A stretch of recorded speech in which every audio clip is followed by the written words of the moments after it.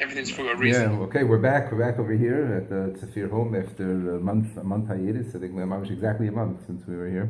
We'll talk about Hilchos Shabbos in a couple of minutes. I just want to mention a brief idea on the parsha.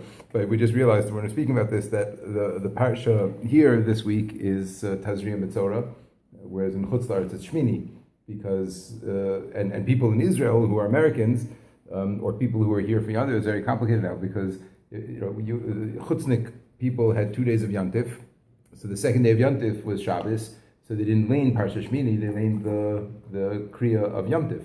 Right, there's 2 days of Yom Tov, so the second day of Yom Tov and Musaf and all that stuff. So they didn't lane Shmini yet. So you and us and everybody else here, so we lane Shmini, and we're now holding by Parshas Tazria Metzorah. But in Chutz La'aretz, they're now holding by Shmini. And what a lot of people do when they travel for Pesach, they go to Chutz La'aretz for Pesach. So when they come back, they literally miss Parshas Shmini, right? Because they were in Chutz La'aretz for Pesach, and now they just flew here this week, and this week we're already up to Tazria Metzorah. So there's different things. There's some shuls that here in Israel that will, even if they do 2 days of Yantif Minyanim, after the second day of Yantif, they'll in one aliyah, they'll lane the whole Parsha Shmini, or they'll do that also this week, like the first aliyah, I don't remember exactly how they do it, I think the first aliyah, they lane the whole Parsha Shmini into the first aliyah of Tazria Metzorah. So for people who are doing that, they get a triple parsha that this week. You get, the whole Tazria. I think that's what they do. But it's just an interesting thing that you have that. So yeah, otherwise you'd be on like a Chutz La'aretz minyan for Yeah, but you can't do that. Yeah. They don't have that. Yeah. There's no minyanim here that are keeping by. The Shmini minyan. Tazria Metzorah minyan. So it's a funny thing when it comes up.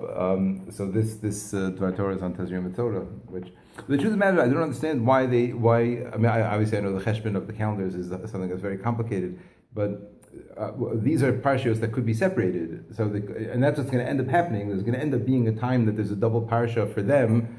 And not for us, and that way we're going to catch up. But I don't know why they didn't do it right away. I don't know. I know it's a strange thing that they could have done it already this week. That we only laned Tazria, and then next week in Chutz La'aretz they would lane Tazria Metzorah, and we would lane Metzorah, and then we would be caught up. They want to make them feel the pain of living in Chutz La'aretz. Yeah, and the next week also Achrei Mos Kadoshim is again for us a double parsha again, and it doesn't need to be. So I don't know. Obviously, there's a certain calculation. I'll tell you. Okay, I don't know. There's a calculation about what parshas need to be when and where and stuff like that. I don't know how it works out. But anyway, in Parshas Tazria Metzorah, which you guys on the video you'll be hearing about next week. So in Parshas Tazria Metzorah is all the halachos of tzara'as, among other forms of tumah, also impurity. Tzara'as is discussed. So, tzaras is commonly described as leprosy, but that's a misnomer for sure. It's, any discoloration of the skin. In fact, one of my rebbeim, when I was in or Yerushalayim years ago, when I came here as after high school, somebody I stayed in touch with over the years, Mordechai Kornfeld. So he said, Elimelech Kornfeld, and he said he held that the word psoriasis comes from the word tzaras because what's psoriasis? You know what the word is? Oh wow. Yeah, it's a good one, right? Well, what's psoriasis? You know what it is? It's a skin condition. It's like a skin condition where a person gets scaly, dry skin. Mm-hmm. So he said that's psoras. That's what it is. He said, what I mean? So in the times of the the Beis Hamikdash, a person who would have scaly skin on their body, would get a patch of dry skin. Mm-hmm. They would wake up in the morning and see a patch of dry skin. They'd have to say, "Oh my gosh, what's going on over here?" And they have to take it to the Kohen and all of these things. And that that's how tzaras works. And nowadays it could be that exactly that funny patch of skin that that a guy has on his elbow. That could be that it's mamish. In the times of he could have walked into but nowadays it's not tamei at all because the halacha is that even in the times of the Beis Hamikdash, it's only when the Kohen pronounces it tamei that it becomes tamei, and the Kohen needs to have Mesorah how to make it tamei and not. So there's no such thing. But it could be people are walking around with with what's literally in this week's parsha of with the white hair coming out and the whole thing. It could be anyway. That's what he said. This is a very interesting halacha among all the halachos that are there. I heard this the first time from Rabbi Cowland actually several years ago. He pointed this out to me in the Sefer HaChinuch. Beautiful mitzvah in the Sefer HaChinuch and then I saw it also in other Sfarim. So it's an incredible idea. One of the mitzvahs in the parsha is that there's a prohibition against shaving the hairs that are in the nega. In other words, if a person has a nega on their skin, on their body, and so one of the signs is that there has to have hairs in there that are white. If there's no hair in it, or if the hair is not white, so then it's not tameh. Yeah. If a person sees that nega and he sees a white hair there, he's going to be very tempted to do what? To shave it away. Just pluck out that hair, and then he'll go, and there won't be any problem. So that's a lo saseh in the Torah. It's its own lo saseh. The pasuk says, "Vesanesek lo yigaleach." Yeah, there's an iser in Perek Yud Gimel pasuk Lam Gimel. There's an iser to shave the nesek, to shave the idea. So what's the idea? Why is there a prohibition to do this? The Sefer Chinuch says an unbelievable thing. This is he says it in different words. This is the Tazria Metzorah from this is the third Lubavitcher Rebbe, the Tzemach Tzedek. Is the third line in the Lubavitch dynasty. So he wrote the Sefer. It's a Sefer that explains all the mitzvos and what's the idea behind them. So he says in a little bit of different words. But the idea is as follows: that the Chinuch says like this, that a person can't escape from Yisurim, from Tzaros, in inappropriate ways, in usher ways. Right? If a person has a certain amount of tsar that's coming to him, even if they could remove that from themselves, so if they can remove it, they have to. Of course, that's hishtadlus, so we have to do that. The Torah tells us, "V'rapo yirape," you go to doctors, right? But if doing so is an avera, right? So then it comes out that this avera is causing me this pain, right? And if I would only do the avera, this pain would go away. Take a simple case: a person is very, very hungry, and the only food available to them is tray food. Right? So right now they're very hungry. All they need to do is eat something, and that will satiate their hunger, and they won't feel that anymore. Right? So they're trying to take away their pain, by doing what? By doing an avera. So it says an unbelievable yesod, an unbelievable concept, which is fundamental to understanding hashgacha, understanding Hashem, and punishment, and not punishment, yisurim, and how we take these things. We can't escape what's coming to us. We can't escape what's coming to us. Exactly. David's giving you the thumbs up with his crutches there. Yeah, we can't escape what's coming to us.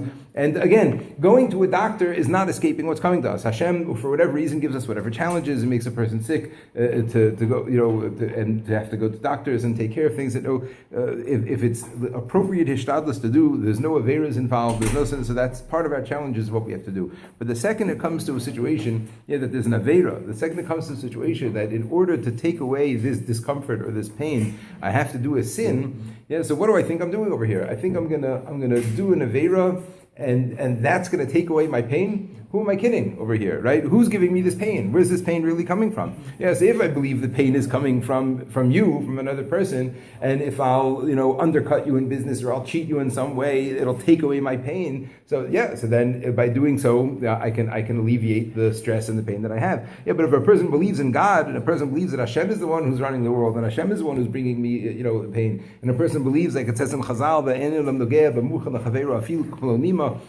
when it comes to finances, when it comes to anything that's shaykh from one person to another, I can't affect another person. I can't take something that's not mine, and I can't affect his. And even if it looks like I've taken all of his parnasa, that's min hashamayim, and I was just a shliach to make it happen. And if it wasn't me, it would have happened anyway. And if he would have done an avera to stop me from doing it, it would have happened elsewhere, and maybe even worse. Right? That's the idea. So that's what the Sefer Chinuch says. That's the message from this avera. We can't do averas in order to try to alleviate our pain, in order to try to take, and who are we kidding? Who are we trying to cheat over here? And he says on the contrary, he says the way that he writes it here in the Sefer, the Derech Mitzvah, he talks a bit like that the dinim are ochez in a person, right? What happens whenever a person does a veros, or Hashem needs to put a person through whatever challenges they have, right? Or to make up for who knows what, for whether in this lifetime, other life, whatever it is, Hashem puts a person in a situation of a challenge. That means that he's experiencing din, is experiencing gvura, right? The gvuros have an achiza on him. The din has a grip on him. That's the idea, right? So what am I trying to do? I'm trying to shed the grip of that din, right? In other words, again, what's the din? The din is the busha, the embarrassment of this tzaraz. I'm going to have to, oh my gosh, it's my son's bar mitzvah this week, and I'm going to be sitting out of the camp, and all these things, and it's so embarrassing, and this. So I'm just going to shave this away. I'm trying to shed the din from myself by doing an avera. So listen to what he says. Since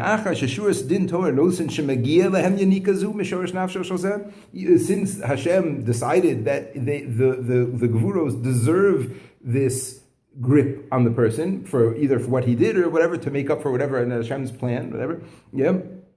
So lo yimna mehem b'li taina. He can't escape them without paying, his dues. V'im yikotz zeh simin hatuma. And if he's going to cut away this simin, there's another aveira. He puts them together, which is the same idea. You can't cut out the flesh, right? The same thing. Let's say a person will say, wow, it would hurt a lot to take away this patch. But it's my son's wedding is this week. How can I miss it? I'm just going to bite the bullet and I'm just going to cut it out, or I'll hire a surgeon to cut it out. Yeah. So that's a lot. Those I say you're not allowed to do that. You're not. Hishomer b'nega tzaras. You have to, if a person sees something that's potentially tzaras, there's a lo saseh in the Torah, like the same idea, to shave the hair or to cut out the skin itself. You're not allowed to do it.